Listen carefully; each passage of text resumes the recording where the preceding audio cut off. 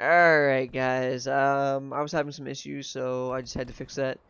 Um, I'm going to be showing you guys my settings. That's going to be my first thing I'm going to go over is my personal settings, what I have, what I play with, and everything like that. So I play on 8, 6, so 8 horizontal and 6 vertical. ADS, aiming sensitivity is 0.9. I play on dynamic. I play on Legacy IMSIS.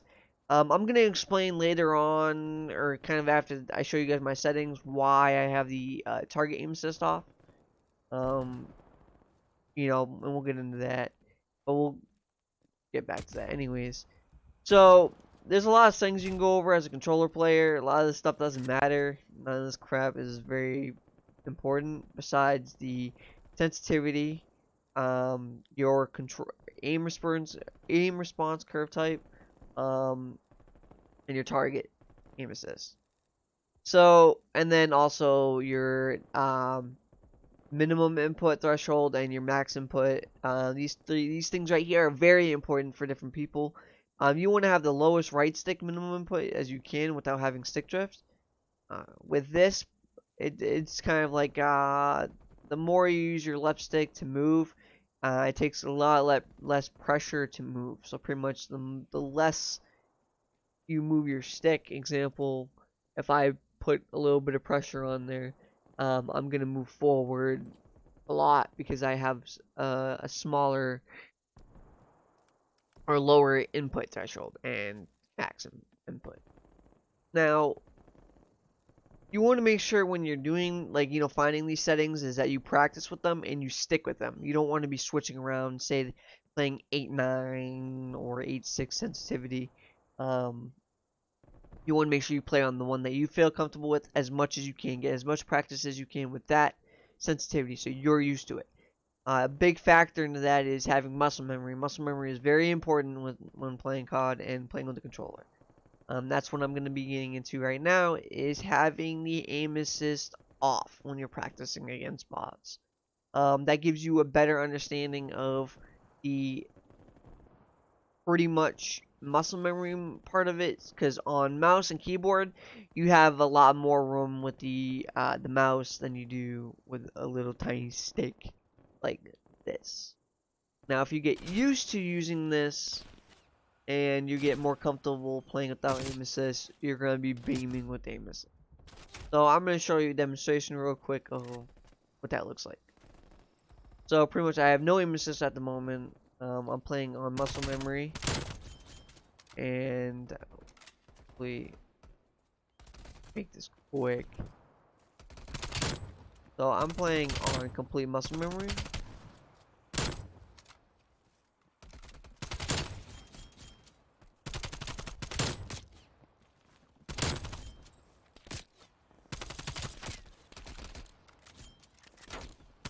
These bots like to beam anyways. And you can tell too is like there's no like help in aiming with the aim assist. That helps you glue on to people. And when you get used to not having that like assist, and you get used to just being able to beam people without aim assist, you're gonna be feeling so much more comfortable. It's amazing how much better it feels without it. And then when you put it on, how much you beam people. Like, you literally become a laser. And you can tell too, like, look at, I don't have no aim assist. Like, I don't have that assist helping me aim at those people. Now, when you turn it on, you're gonna see a huge difference. Example, I don't have my hand on the right stick. You can see I'm sticking to him.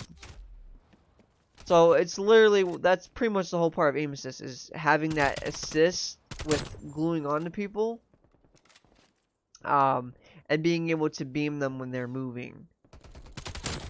When people move, it's a lot more complicated to use that no aim assist to track people when they move.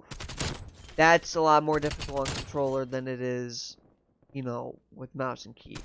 It's hard to track somebody with a tiny stick.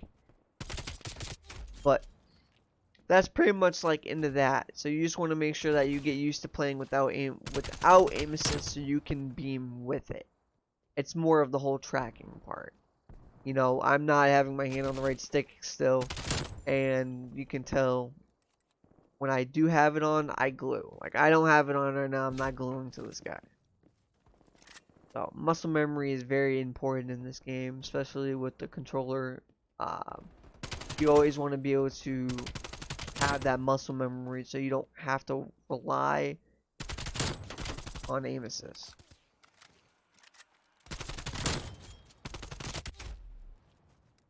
But yeah, so like I said, there's different aim assists. I think there's about maybe 4 different aim assists.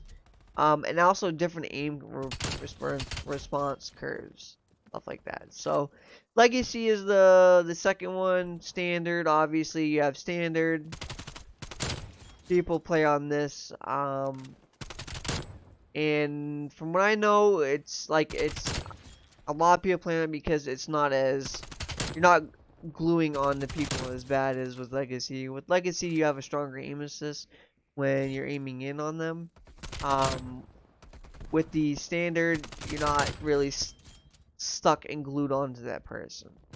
I mean, they're literally the same thing, just one's stronger than the other. This one you have a little bit more, kind of like, you have more ability to choose how you aim. Now, if I switch to example, I'm not really getting into detail because I'm not like 100% sure on how it works, but precision is terrible, man. Like it literally like you have to be on them for it to glue. It's literally playing like without aim assist. That's literally what it is. You just have that little bit of glue to you know, shoot them, and then there's focusing. Focusing is pretty much the same thing as precision. It's just a lot less, like, it's a little worse. You have, like, literally, like, no aim assist. Trying to find, like, a couple people so I can test it better. But, yeah, those are the different ones. I play on Legacy. A lot of people play on Standard. And then this is when the aim response comes into play. Different people have different aim responses. It also depends on the sensitivity you play on and the controller you have. Because if you have very bad stick shift, then you don't want to play on certain ones, because you're gonna have a lot of difficult aiming and keeping aimed on them. So there's that. There's linear. I know a lot of pros play on linear because you have no like delay when you aim in. So every time you aim on somebody, it's gonna be exactly where you aim. You're gonna be exactly where you aim. Like if your muscle memory is amazing, you're gonna be able to pretty much be able to, like, I don't even have to look at him, and I'll look at him and like literally like know where to pretty much shoot. It's off of muscle memory. Like I said, I'm not looking. I cannot look at him, and I'll know. Again, it's hard to do that because he's behind the wall. Like this guy shooting me over there. Okay, got fucking beamed. And you'll see the difference with like dynamic. It's kind of similar.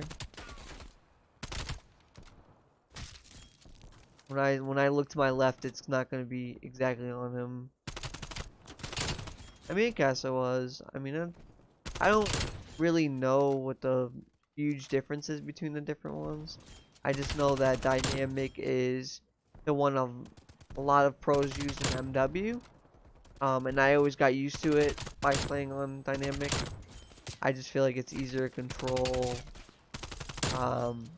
where you're aiming. Now, that's pretty much like the basic stuff you should know when it comes to aiming and the sensitivity.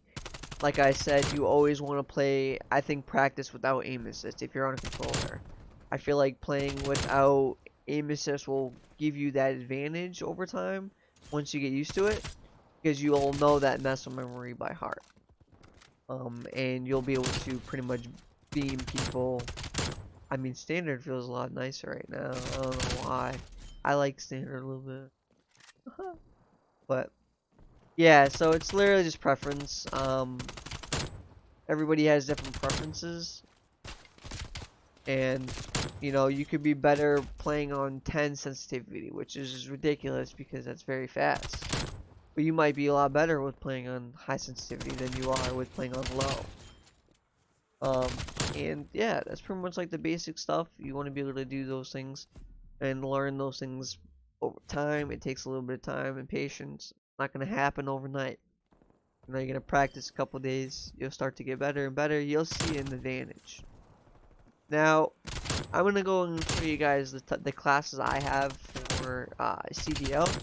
What I play for with my pro classes.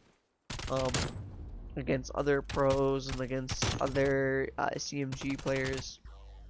Um, and pretty much show you what the best classes are right now for every uh, type of player. If you play an AR role or you play a sub role, um, the classes that you should be having with those. So the first class I have is my basic SMG class. This is like the pros, what the pros use. They don't use this. I personally use this because I feel like it's a little bit better. They usually use the bullet velocity extended. They also do use the spin as grip, the handle, the Grew Elastic Wrap, and the AGB building block. Some people are actually been starting to use foregrip. I saw a couple pros were using that, which is not that much difference. There's a little bit of a difference, but not too great of a distance. All right, yeah, too great of a yeah, you get what I'm saying. Anyways, I'm not the best at talking. Um, yeah, and then there is the assault Rig 6 class. This is another uh gun that's being used a lot. You shouldn't have the one that I just showed. It's probably the normal one, having bullet velocity or effective damage range. So you want the range or takedown. I sights are preference. I use the Milsov reflex. A lot of people use a micro flex LED. I use the field grip. A lot of people use that, or the foregrip, like I was saying. The handle is the airborne elastic, and the stock is the radar stock. Now, when it comes to the tactical, you can use. I mean, a lot of people don't use smoke because it's banned, but you use stun or flashbang. You use Semtex, trophy system, engineer as a sub player. I try to make sure that I'm clearing the objective on hardpoint or control. So I'm pretty much having a trophy system and engineer, so I know if somebody else throws down a trophy system, I'm gonna know where it is, so I can get rid of it as quick as possible. Uh, with the scavenger, I don't usually use that. A lot of people do. I just started using it. I usually use Gearhead or Quartermaster. Ninja is very, very important. You want to use that, as the other two don't really matter in CDL or when you're playing against or playing CMG matches and stuff like that. Some people use Lawbreaker currently or Gunfighter. I don't use either. I don't think that really matters, the wild cards. But as a secondary, I mean, not a lot of people use secondaries, but the 1911s, with no attachment is what most people use, and that's pretty much like the basic for the sub, the AR, flashbang, Semtex, trophy system. You don't want to use engineer. You want to use like flatjack or tactical mask, because you're going to be that AR role is going to be far back, making sure that the sub players are clear. Engineer actually might be a little more better in that role. Sub players should definitely use tactical mask or flat jacket because they're going to be in the objective at all times. It's always good to have an AR that has the flat jacket or tactical because they can, keep those longer distances and be able to keep control over most of the map. Now, obviously, scavenger, I mean, it doesn't matter what you really use. I say use scavenger as an AR because you get all your ammo back and stuff like that. Ninja is probably the better role because they're not going to hear you when you flank them on setter. I think you get the gist of it. But yeah, those are pretty much the basics. I know a lot of people have been using the like in CDL, people use broken classes like this. I haven't really touched them. I know people have been using the FFR or the FAR. It's a nasty class. And it is dirty. When I tell you it's dirty and you have that control, like I said, when you use no aim assist and you get used to that, you're gonna be able to beam people with the FAR. And the FAR has a lot of recoil, and you're gonna be beaming people on long range with no issues. It's always, like I said, it's all muscle memory practice and making sure that you work hard to achieve whatever you're trying to do. So also movement comes into play. I'm probably gonna talk to my friend Hayes about that. I'm not the best when it comes to movement or placement or anything like that. But when you're playing in a game and you need to think, if you're playing search and destroy, you want to make sure that you're in the right spot at the right time. If you're playing hardpoint, you want to make sure that you're getting those trades so that you're able to, so your AR players or sub players are able to get in the objective and get the most time. With control, you want to be able to make sure that you're getting those people stuck in spawn. You want to make sure that they can't get out of spawn, so you try to spawn trap them, whatever it is. Making sure that you flank them, etc. It just be movement doesn't really matter as much as like getting your aim. Just like the first step to getting better is your aim. Once you get that down, then your movement and then your strategy. Strategy should always be on the back of your mind. You want to make sure that you're making the right plays at all times. For different players, it's different. For different roles, it's different. You know what I'm saying? Everybody has a different part on the team when they're playing. Making sure that you guys work together and have that wide range of experience is always always good to have as well.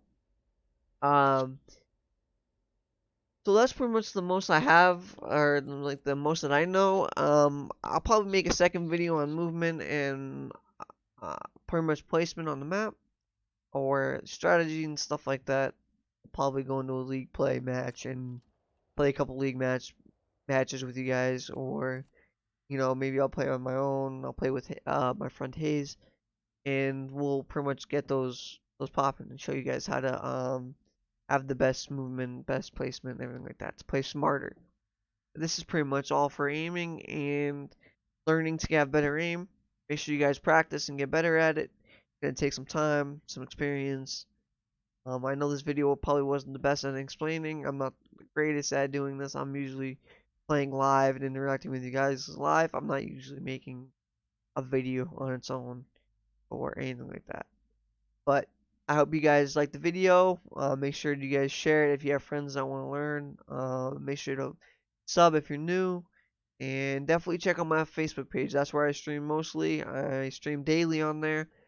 I currently am on vacation, but I have 190K views and about almost 3,000 followers and about 2,000 subs.